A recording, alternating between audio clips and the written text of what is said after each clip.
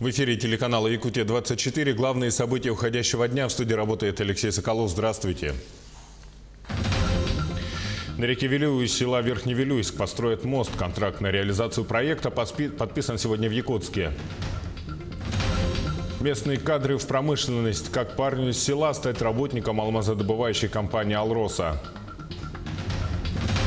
В Ленске началась инвентаризация дачных участков. Задача уточнить количество недвижимости у владельцев. Собачий вопрос. В Якутске началась бесплатная стерилизация безнадзорных животных. В Якутске сегодня стартовал всероссийский турнир по боксу. В соревнованиях принимают участие спортсмены из 24 регионов страны. И дайджест событий Нерюнгринского района в обзоре наших коллег.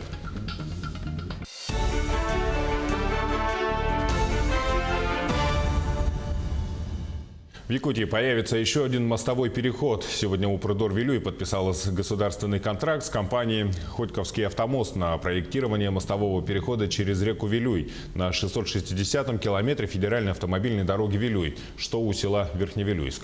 Ульяна Шагина подробнее. В летнее время на реке Вилюй у села Верхневилюйск парализуется движение. Многокилометровые автомобильные очереди в ожидании паромной переправы вынуждают людей порой ночевать на берегу. В сутки реку пересекают более 1500 автомобилей. Именно поэтому строительство моста стало большим сюрпризом для населения. Это очень важное событие, потому что мы веками ждали такого момента. Вы представляете, вот раньше же мы как ездили-то только летом, это были паромы, да, и весной, и осенью вообще дороги не было. Новый мост – еще один значимый объект для казенного учреждения Упрдор-Вилюй. В ноябре прошлого года мостовой переход через реку Марха в Нюрбе стал первым звеном каскада мостовых переходов на трассе А-331 Вилюй. Параллельно начнем тоже проектировать 3 перехода через Вилюй, но они будут уже поменьше. Сам переход в районе Верхневилюйска, он примерно 3 раза больше, чем река Марха. И вот самый крупный проект. Вилюйская федеральная дорога пересекает реку Вилюй в 4 местах. Общая ее протяженность более 2000 километров. В ближайших планах на этих участках друг за другом начнут вводиться мостовые переходы. Так, мосты уже в этом году появятся на реках Тюпян, на границе Верхневилюйского и Нюрбинского улусов, и Малая Батобья, на границе Сунтарского и Мирнинского районов. Также в ближайшее время начнется проектирование мостов возле сел Кюндядя, Устье и Крестях. Подрядчиком работ выбрано открытое акционерное общество «Хотьковский автомост», который сейчас занимается строительством моста через реку Тюкян. Мы считаем, что этот мост все-таки очень значимый, да, для федеральной программы, вот, и для самой Якутии. Вот, поэтому приложим все усилия, средства для того, чтобы данный проект спроектировать в кратчайшие сроки и надлежащим качеством, чтобы потом строителям было, наверное, не стыдно, да, его построить и сдать в эксплуатацию федеральному заказчику. Длина нового мостового перехода составит около 1 километра и 700 метров. Дорожные подходы составят 20 километров асфальта. Строить его начнут уже в 2021 году после завершения проектно-изыскательских работ, а завершат, предположительно, в 2025 году. Население нашего очень давно ждет. В прошлом году строительство моста через реку Марха для нас уже дало свои плоды, можно сказать. И все-таки надеемся, что и все вот именно те затраты, которые сейчас приведены по строительству моста, они очень эффективны будут. При строительстве моста будут применяться новые технологии, которые имеются на рынке мостостроения. Они будут касаться как покрытия перехода, так и в целом опорных конструкций. Строительство, оно, конечно, заключается в условиях вечной мерзлоты. Да, вот мы сейчас начнем заниматься изысканием, со льда начнем уже буриться, проводить изыскательские работы. И надеемся, что мы изыскание основную часть закончим весной этого года. Если новый мост у села Верхневилюйск обеспечит круглогодичный проезд от Якутска до Нюрбы, то завершением целого каскада мостовых переходов наконец-то соединятся целые пространства северо-востока России. Ульяна Шагина, Григорий Николаев, Якутск. Тем временем на территории села Табага начались первые работы по строительству будущего моста через реку Лена. Консорциум госкорпорации Ростех и группы ВИС начал практическую работу. Как сообщает пресс-служба группы ВИС, на место будущей строительной площадки перебазированы 4 буровые установки для старта изыскательских работ со льда. Все работы на этапе изыскания и проектирования финансируются подрядчиком. О том, какие проекты еще реализует группа компаний ВИС в Якутии, расскажет мой коллега Дмитрий Тымыров. Сегодня на территории города Якутска группой компании ВИС реализуется и строится 12 общественных пространств. Это 5 детских садов, 4 школы, 2 объекта культуры и современная библиотека. Давайте вспомним, какие это были проекты. Первый проект был возведен в 2018 году в селе Сырдах. Здесь построили новый детский сад. Это первое за последние 2 десятилетия капитальное здание, построенное в селе, расположенном в 25 километрах к северу от столицы республики. Здание рассчитано на 240 воспитанников. Его общая площадь составляет более 3500 квадратных метров. Здесь созданы все условия для всестороннего развития детей. В детском саду устроены блоки, состоящие из игровых, спальных и санитарных помещений. Кроме этого, для юных жителей села работают физкультурные и музыкальные залы, специальные кабинеты для развивающих и образовательных программ, медицинский блок. Такие же социальные объекты открылись и в городе Якутске. Это детский сад номер 75 «Ивушка» в Сайсарском округе, детский сад «Цветик-семицветик» и детский сад на 315 мест в 203 микрорайоне города и детский сад номер 30 в районе 17-го квартала. Эти учреждения выполнены по индивидуальному проекту, имеют игровые ячейки, музыкальные и спортивные залы, а также медицинские блоки. Следующими объектами стали школы. Так, благодаря данному соглашению была возведена современное здание национальной школы АИК-Гата на 203-м микрорайоне. Помимо этой школы, еще 2 школы открылись в микрорайоне ДСК и в Сайсарском округе. Это школы номер 6 и номер 25. В обеих учреждениях проходит обучение все возрастные группы от начальных до старших классов. Также группа компаний ВИС занимается и строительством международной арктической школы, которая распахнет свои двери уже совсем скоро. Он строится на территории Центра отдыха и оздоровления детей «Сосновый Бор». Школа представляет из себя 6 блоков разной этажности, включая отдельный спортивный блок, рассчитанный на 220 учеников. Общая площадь здания превышает 7000 квадратных метров. Следующими проектами стали объекты культуры, один из которых распахнул свои двери в марте прошлого года. Это детская школа искусства с концертным залом на 300 мест открылась в 203-м микрорайоне. Объект имеет 3 этажа общей площади более 4500 квадратных метров. Второй объект культуры – это многофункциональный развлекательный комплекс, Центр культуры и современного искусства имени Юрия Гагарина. Это 3-этажное здание общей площадью свыше 5500 квадратных метров, разместила досуговые помещения как для молодежи, так и для ветеранов. В Центре культуры появится один из крупнейших киноконцертных залов Якутска на 500 зрителей, оснащенный современным мультимедийным и звуковым оборудованием, и музей авиации Якутии, где будет собрана обширная информация обо всех событиях и фактах, связанных с развитием авиации республики. И замыкает список смарт-библиотека, который расположился в 203-м микрорайоне. Это первый подобный объект не только в республике, но и на всем Дальнем Востоке. Здесь представлен совершенно новый формат организации пространства. Книгохранилище на 130 000 томов, электронные читательские билеты, автоматизированная система выдачи книг и собственный издательский центр. Все это стало доступным для горожан. Отметим, что стоимость создания 11 объектов с участием бюджета города 8,5 миллиардов рублей, из которых фактические затраты бюджета к моменту ввода объектов в эксплуатацию, это декабрь 2019 года, составила лишь 1,5 миллиарда рублей. Остальные средства, 6,5 миллиардов, на этапе строительства были инвестированы частным партнерам. Они будут поэтапно возмещены частной стороне в период с 2020 по 2026 годы, что не создаст критических нагрузок на бюджет города. Местные кадры в промышленности – это не просто лозунг, а одно из важных направлений работы алмазодобывающей компании «Алроса». Для эффективного внедрения местного населения предприятие активно реализует программу наставничества. Сегодня наставничество – это не только передача умений и знаний, но и стратегически значимый элемент системы развития персонала компании. Наставничество в компании всегда являлось доброй традицией еще с давних времен, а последние 2 года успешно внедряется программа «Аргыс». Один из опытных наставников – водитель БелАЗа в структурном подразделении компании «Алроса» в Алмазах-Ханабара Николай Романов. У него стаж наставнической деятельности 12 лет. За это время Николаю удалось поработать с более чем 100 молодыми специалистами. Он управляет многотонной машиной БелАЗ. За смену техника перевозит более 40 тонн горной породы. Опытный мастер сопровождает молодых специалистов 2 месяца, помогает им проходить адаптацию, обучает всем технологическим процессам, ремонту техники.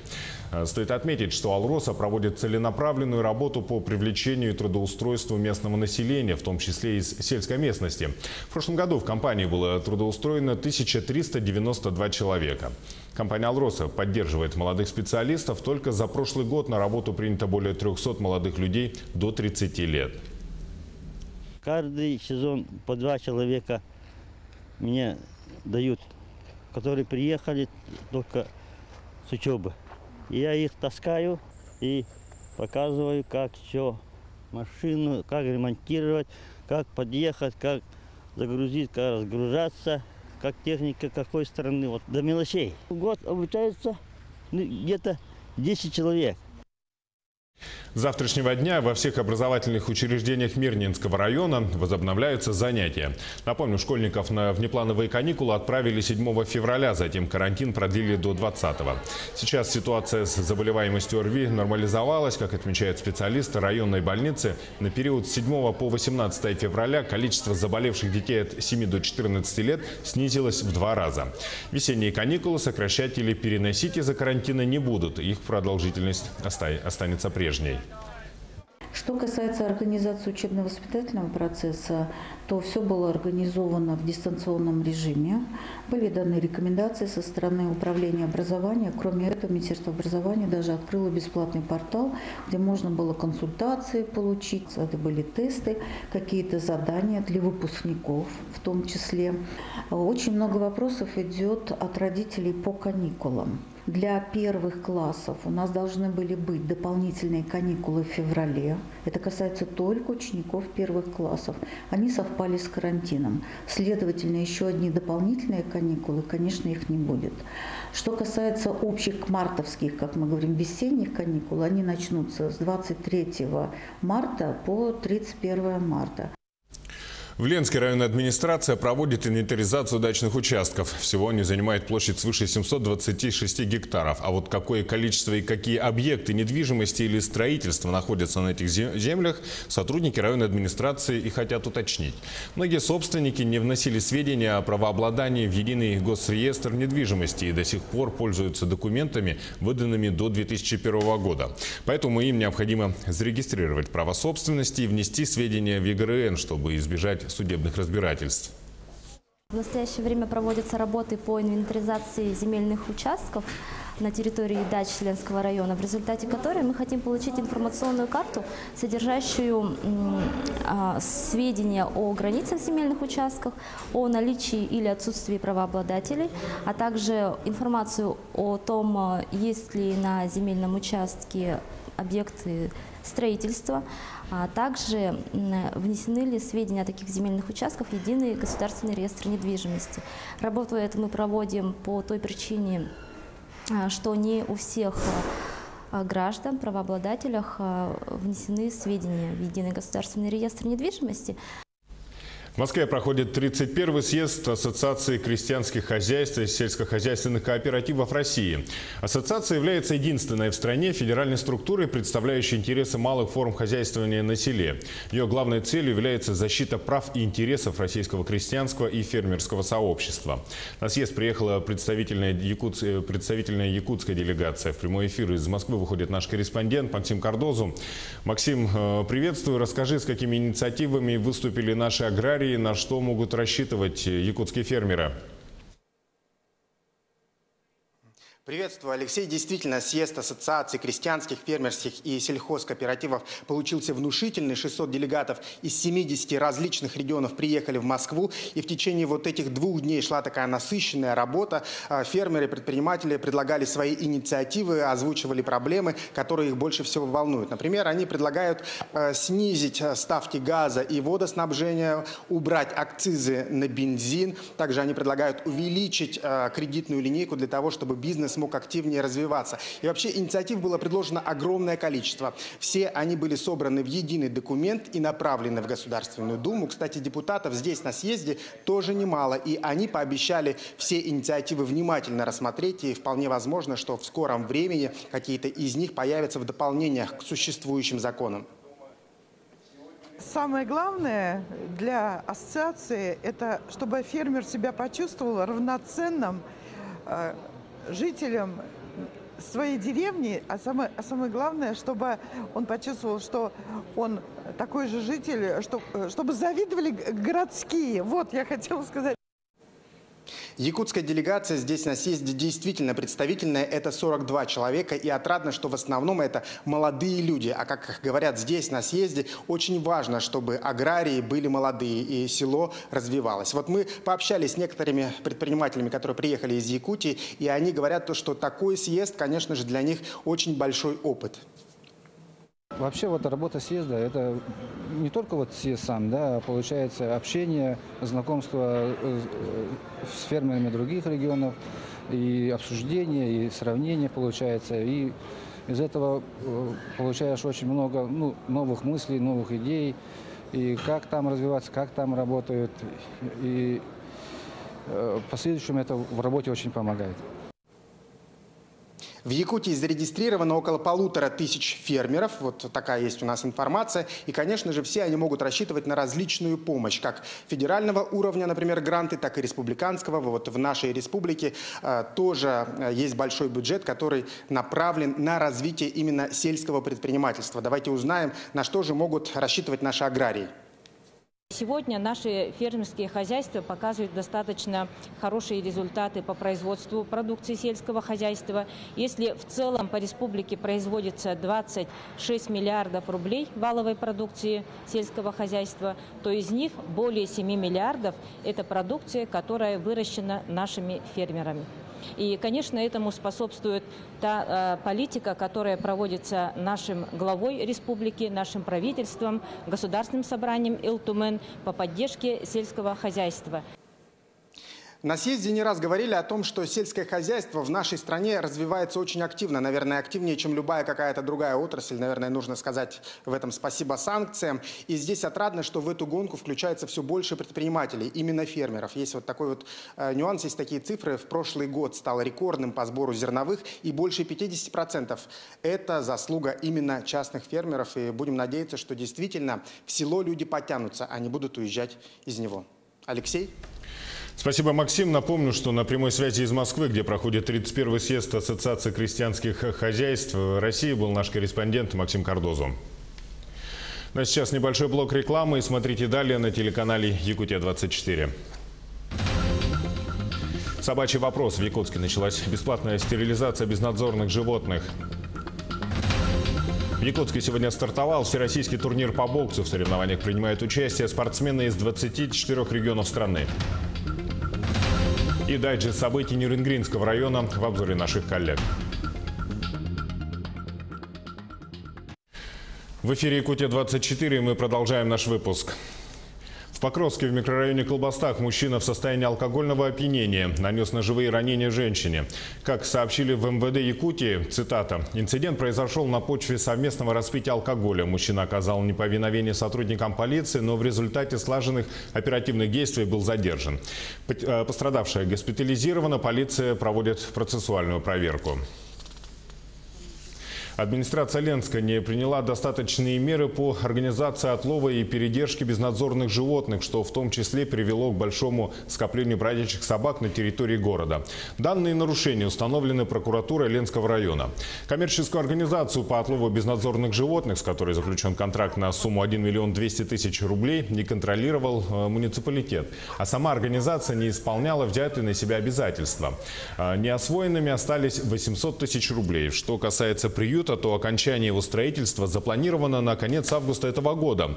Временный пункт передержки животных оборудован на 12 вольеров, при этом они не утеплены, что является недопустимым. Также выявлено, что ветеринарная служба не проводила мониторинг заболеваемости животных и профилактические мероприятия по предупреждению бешенства. А в Якутске департамент ветеринарии запустил акцию по бесплатной стерилизации животных.